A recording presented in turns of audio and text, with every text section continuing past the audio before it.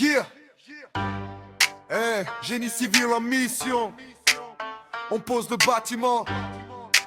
Direction les fondations. La semelle filante, béton bien armé. Fondation superficielle, continue, alignée. Sous les murs porteurs, sur toute la longueur. Elle capte les charges, elle protège la structure. Béton, barbeng, maçonnerie massive. Charge linéaire, transmission trop classique. Mur jusqu'au sol, sans rupture, sans faille. Cheminement continu, c'est elle qui détaille.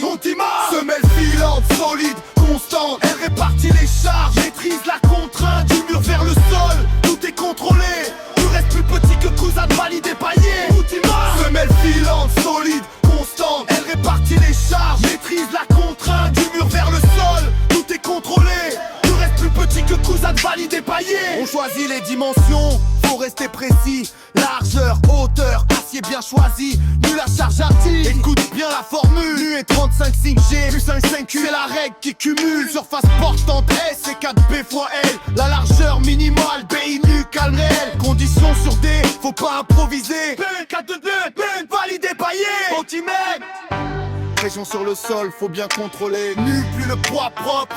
Majoré, nu, plus un 35 fois le poids de la semelle. Tu dois rester sage, sinon danger structurel. Hauteur totale H égale plus 5 cm. Mais sur chantier règle, à ne pas soumettre. H minimum, 2 cm.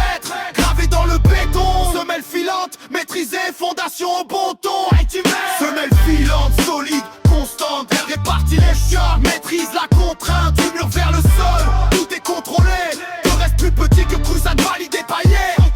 Semelle filante, solide, constante. Elle répartit les charges, maîtrise la contrainte. Du mur vers le sol, tout est contrôlé. Tu restes plus petit que coussin de validé paillé.